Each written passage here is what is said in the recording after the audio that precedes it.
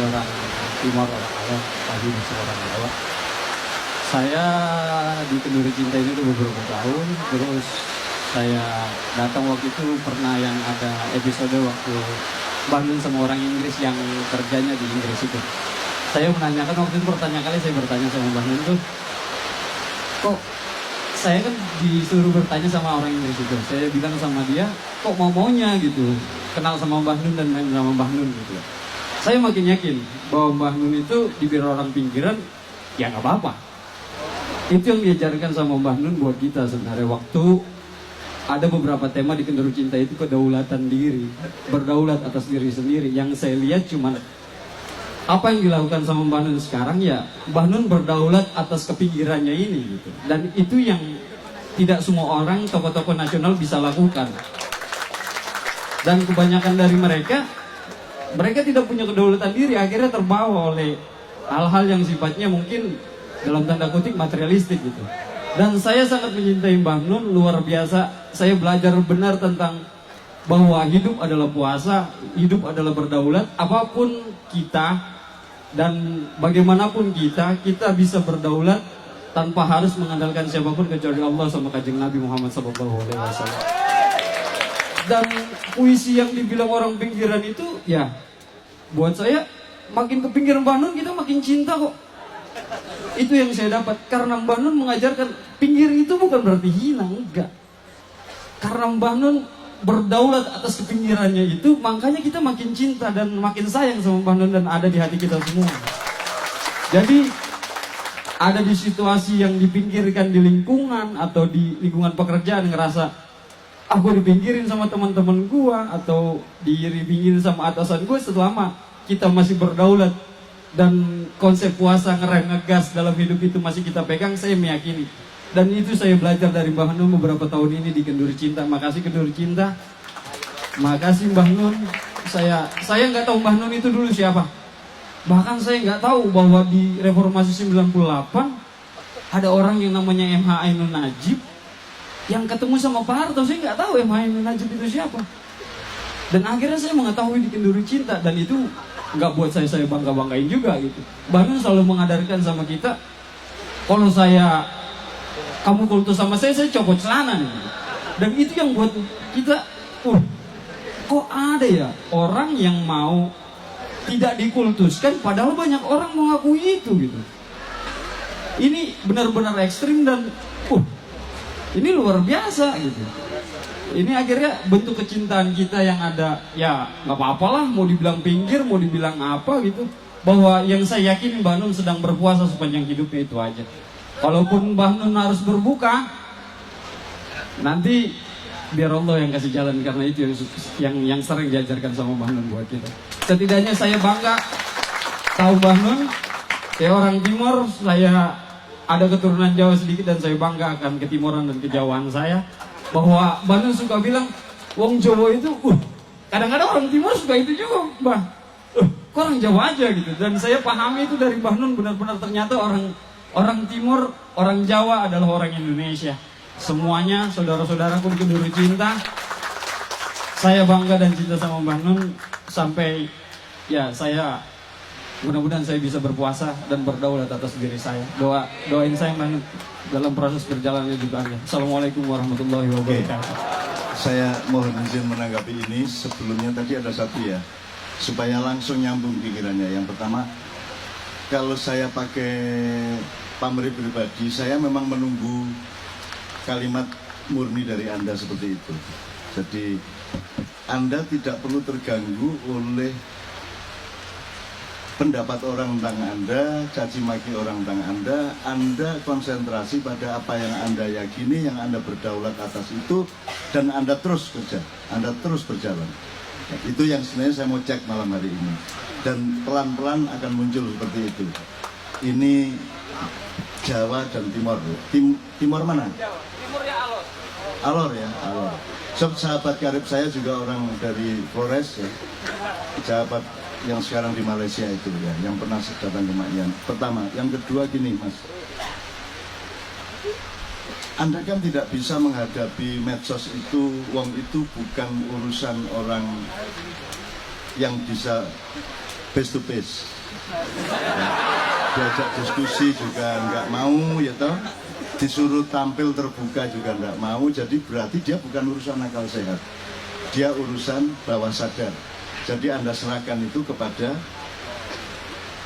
penghuni bawah sadar, yaitu para malaikat yang kita tarik supaya dengan cara berzikir, dengan cara ingat terus, dengan cara istiqomah terus.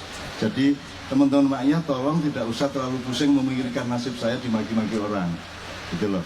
Anda terusin kerja Anda, cuman Anda juga jangan lupa pada prinsip Anda. Jadi kadang-kadang kita tersinggung, kadang-kadang kita marah, tapi Anda harus bisa mengendalikan rasa tersinggung dan marah itu. Jangan sampai ada output yang membuat Anda jadi sama dengan orang yang memfitnah Anda, kan gitu. Satu. Dua, menurut Anda, saya ini orang pinggiran itu karena saya terdesak dari tengah sehingga saya minggir, ataukah saya milih di pinggir? Ya gampangannya, saya tuh misalnya mau jadi apa gitu ya, pejabat, apa komisaris, apa gitu-gitu ya, menteri. Itu saya tidak berani melawan kalimatnya Rasulullah yang mengatakan, wahai Abdurrahman, kamu jangan minta jabatan, jangan minta kekuasaan, karena kalau kamu minta kekuasaan, Allah tidak turut campur sama kamu. Nah kan saya takut kalau Allah tidak turut campur pada hidup saya, kan gitu. Kok begitu, kan Anda sama istri kan tidak bisa bikin ereksimu sendiri, tidak bisa kan? Itu kan kehendak Allah, kan gitu. Kok jamu ini kaya apa, kok tambah mengkerut ya, karu-karuan ya. Kan gitu. Saya tidak mau Allah kok nggak turut campur pada hidup saya, maka saya tidak berani mencalonkan diri apapun. Acara pun saya tidak berani mencalonkan diri. Saya mencalonkan banyak orang, tapi saya tidak berani mencalonkan diri saya. Maka di progres, di manajemen kita, itu tidak boleh ada proposal. Bahkan sebisa mungkin kita menolak sponsor. Dan ini mana ada umbul-umbul sponsor mana KJ ini? Kan nggak ada sampai hari ini. Nggak ada. Dan ini kan ajibah ma'iyah kita sebut di Jombang seperti itu. Ini kan mukjizat tapi kalau kata mukjizat dipakai nanti Anda marah. Nah, mukjizat itu sebenarnya sesuatu yang tidak bisa Anda jangkau. Nah, untuk orang mau berkumpul berdiri hujan-hujan kayak gini jam 1 malam, itu kan kalau bukan mukjizat apa? Kalau bukan ajibah apa? Nah, saya pilih kata ajibah. Ini semua bukan karya saya dong. Nggak mungkin saya mampu bikin acara. Berapa tahun ini KJ? 19 tahun. Pada bulan 24 tahun. Tidak mungkin manusia bisa bikin acara, menarik ribuan orang setiap bulan di banyak tempat, dan mereka setia, ikhlas, mencari ilmu beneran, mencari berkah Allah sampai jam 3 pagi. Itu tidak pernah terjadi di sepanjang zaman, kecuali Ma'iyah ini. Dan itu mustahil, itu karena saya, mustahil itu karya saya. Jadi kalau copyrightnya tidak ada, copyright Allah ini.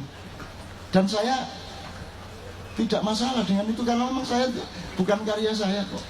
Kalau ya, ya. Ya, oke. Kita berlut lagi kira. Ya Mas ya. Oke, jadi Anda tahu ya bahwa saya mau memilih seperti ini. Jadi saya tidak saya tuh saingan aja enggak mau kok. Saingan tuh enggak mau saya khawatir menang gitu loh. Gitu loh. Saya enggak mau, betul-betul saya enggak mau. Maka saya tidak punya tempat dimanapun, karena semua orang tidak akan mengizinkan saya ada di sekitarnya dalam satu konstelasi. Dan saya sadar itu, bukan berarti saya tersingkirkan gitu loh. Andaikan saya disingkirkan juga baik kok. Andaikan saya itu didolimi ya baik kok. Kan pun magluman wala takun doliman. Kalau Anda harus memilih di antara dua, Anda memilih dianiaya daripada menganiaya, memilih disikut daripada menyikut. Makanya Mbak Fia itu kan sering ditanya teman-temannya, Mbak kok bisa tahu sampai tenang aja, wong Cak Nun difitnah terus-menerus dari dulu. Terus Mbak Fia bilang, loh, apa yang harus saya susahkan? Kan dia difitnah. Kalau Cak Nun yang memfitnah baru saya stres. Kan gitu. Kalau Cak Nun difitnah kan kita jadi punya piutang. Mereka yang punya utang. Dan semua orang yang punya utang kan pasti bayar. Kan gitu.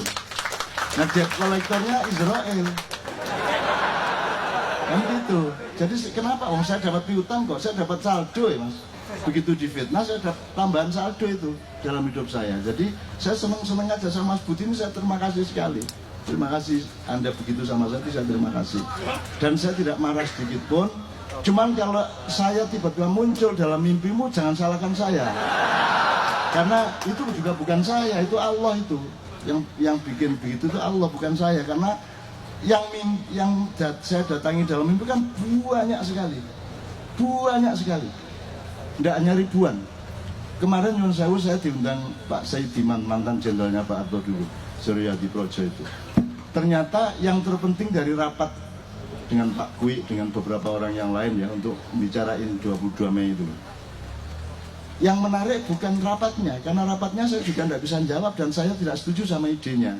Tapi saya kan sopan dan saya tidak tega, sehingga saya halus gitu caranya untuk menolak dan seterusnya gitu ya. Yang menarik adalah karena ternyata ditungguin saya rapat itu oleh anak-anaknya, cucu-cucunya, menantu-menantunya Pak Saidiman.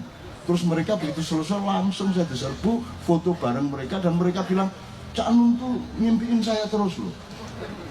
Cak Nun tuh asal saya punya masalah, terus saya mimpi ketemu Cak Nun jawab loh. Ini kan yang usilkan Allah ini, bukan saya. Nah, saya kan nggak bisa. Kayaknya saya nggak bisa, Mas. Jadi kita itu di dalam Allah, Mas. Jadi tolong ini pengertian ini, kita bukan bersama Allah saja, kita di dalam Allah. Bukan kita bersama Allah di alam semesta, enggak. Kita di dalam Allah, karena Allah jauh lebih besar tak terhingga dibanding alam semesta dan kita. Jadi itu namanya Fina. Nah itu kami Allah ya. Barang siapa berjihad di dalamku, maka aku akan kasih jalan. Kalau Anda benar-benar berjuang untuk hidup Anda, untuk istri anak Anda di dalam Allah, dengan kesadaran aku ini part of Him, part of you ya Allah, gitu ya. Maka Allah selalu kasih jalan Anda. Sana diannahum subulana dalam Al-Quran, gitu ya. Nah, jadi Anda sekarang tahu ya, saya bukan menjawab Mas Budi loh, Mas Budi saya oke-oke saja, tapi saya ingin menegaskan kepada Anda bahwa kan saya memang tidak pernah mau ke mainstream toh, saya memang tidak pernah ke sana toh, saya kan memang di pinggir-pinggir dan saya tuh orang biasa, benar-benar orang biasa, saya antri-antri gitu. Apalagi itu dalam mengatakan saya murka kalau ada panitia yang memberi saya hotel murah dan kendaraannya tidak sedan ya gitu ya. Itu kan kalau saya bantah kan kasihan, Mas, kasihan. Karena semua orang tahu bahwa loh kapan saya itu naik bus loh keliling ini 3 kali 7 hari terakhir ini dengan Kiai Kanjeng ke 21 kota. Saya naik bus Kiai Kanjeng dan panitia kan tidak tega, walah Cak Nun kok numpak bus loh, enak ya naik bus, enak banget ya, gede ininya bisa diginiin gitu. Oh, ada bantalnya, ada sebis kan, ada selimutnya segala macam, enak banget kok. Jadi saya tidak ada urusan feodalisme dan hierarki kekayaan, urusannya adalah niat saya bagaimana. Saya mau naik bis monggo, mau naik kijang monggo, udah monggo aja, saya tidak ada masalah. Dan saya tidak pernah mengatur tiket saya. Dan saya tidak pernah ke KC ini dengan urusan-urusan seperti itu. Mau ditaruh di Alia monggo, tidak mampir Alia tidak masalah. Pulang dari sini langsung ya monggo, sahur dulu ya monggo. Saya tidak pernah loh menawar apa-apa, Mas. Begitu rupa murahnya saya itu, gitu loh. Tapi ya ini saya bukan bantah Mas Budi, ini saya bergembira bersama Anda gitu ya. Nomor 3, teori pinggiran itu kan berasal dari dulu ada teori tahun 70 namanya center and periphery. Jadi struktur sosial politik itu dihitung berdasarkan ada yang di tengah, ada yang di pinggiran ya. Nah, di luar yang tengah sampai pinggiran itu kan massa mengambang namanya, floating mass. Nah, orang-orang yang tidak dihitung, orang-orang yang selalu menjadi korban adalah orang-orang yang di pinggiran. Loh, kalau misalnya Anda melihat bahwa saya memilih di pinggiran, berarti saya ini mendekat-dekat kepada yang berkuasa, apa mendekat-dekat kepada orang yang tidak berkuasa? Kalau Anda lihat saya misalnya, kira-kira saya ini potensial enggak untuk ikut berkuasa? Upamanya jadi menteri gitu ya, upamanya jadi Menko gitu ya, upamanya jadi presiden gitu misalnya gitu ya. Itu kan ya, saya tahun 82 kan menteri muda. Tahun 82 diminta oleh Pak Harto dan Pak Umar Khayyam, sesepuh saya, panik karena Pak Harto minta, Cak Nun tidak bisa menolak ini. Loh, saya bilang kok tidak bisa menolak Pak? Ya bisa Pak. Dan saya menolaknya ke Pak Harto sederhana kok. Sampeyan guyon. Ndak cacing bener. Sampeyan senengane guyon. Sampeyan aneh-aneh ae. Gak lah menteri opo. Gak lah gitu loh Mas. Cara Jombang beres.